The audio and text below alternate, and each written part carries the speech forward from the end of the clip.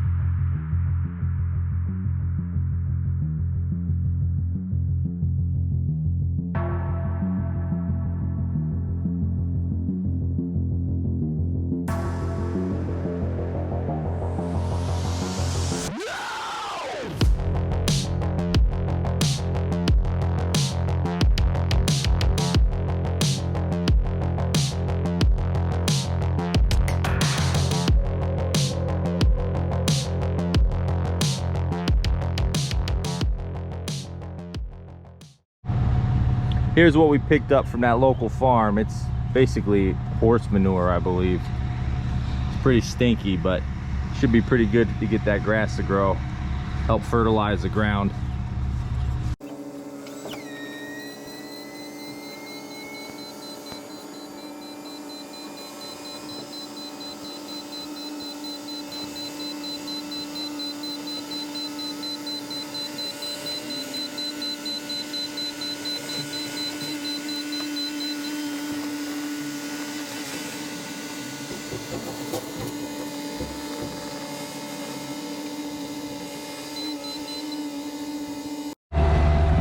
So Corey's finishing up the first pass.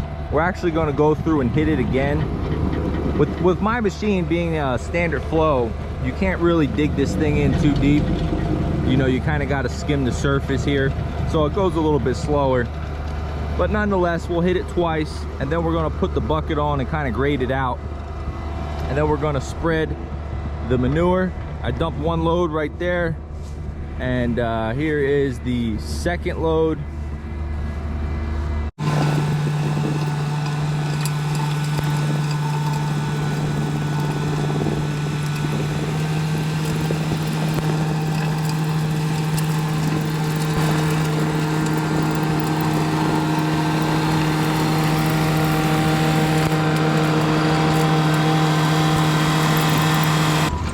He's using that drum to push the rocks and some of the clumps of grass that's on top of the dirt all into a pile back here. And when we switch to the bucket, we'll just end up pushing this back off into the woods. But you can see it's doing a good job of getting all the rocks and the big clumps of grass. See all these rocks back here? A rock hound would be ideal. A lot of times guys that do new lawns, I believe they usually rock hound it first, then Harley rake it, and then maybe rock hound it again, and then Harley rake it again to get it really good. But it works using just the Harley rake. As you can see, if you have a place where you can just push the pile and keep going, it'll get most of the rocks out. And then this we're just going to lose in the woods. You can see here there's really not a lot of rocks. We got one random rock right here. Toss that into the pile. But for the most part, it's getting the majority of them out.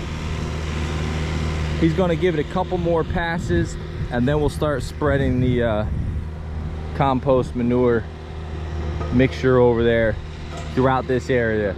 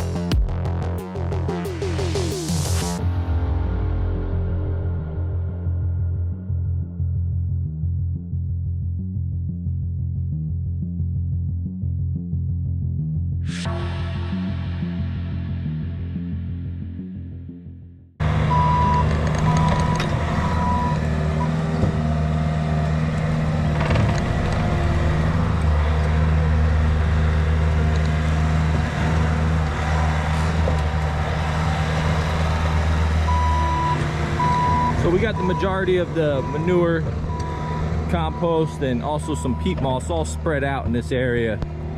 Once he gets that last little bit spread out, we're going to put that Harley rake back on and then hit this all real light to help mix it around. Now, when you're spreading compost or fertilizer or manure or anything like that, it doesn't have to cover every square inch of the earth. What happens is, you know, once we start getting some rain, the nutrients from the compost will just soak into the soil and absorb all around. You know, so what we did here will be plenty for what we're trying to accomplish, and that's just to get the grass to grow.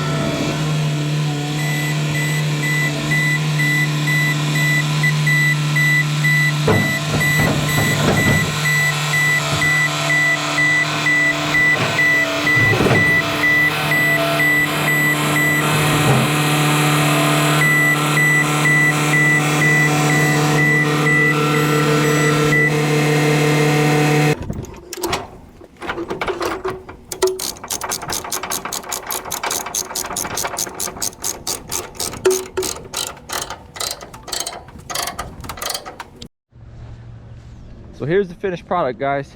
This one's all wrapped up.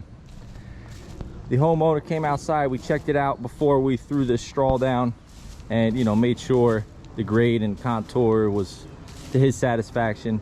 As you can see, the ground's not perfectly flat, it slopes this way, and he kind of likes there to be like some real small rolling I guess hills or grade changes, I'll call them, that basically match the landscape of the area, compared to just having like a straight ledge or a straight slope, you know, from top to bottom. We're supposed to get some rain today. You can see some clouds rolling in. That'll help this grass seed, and obviously he'll have to stay on top of the watering. Oh, we got some of the straw bale string still out here. He'll have to stay on top of the watering. You can see the seed. We seed it pretty heavily. You see the mix, the green and the tan seeds. That's the sunshade mix. Like I mentioned earlier, it's the good stuff. But as usual, guys, thanks for watching, and I'll catch you on the next one.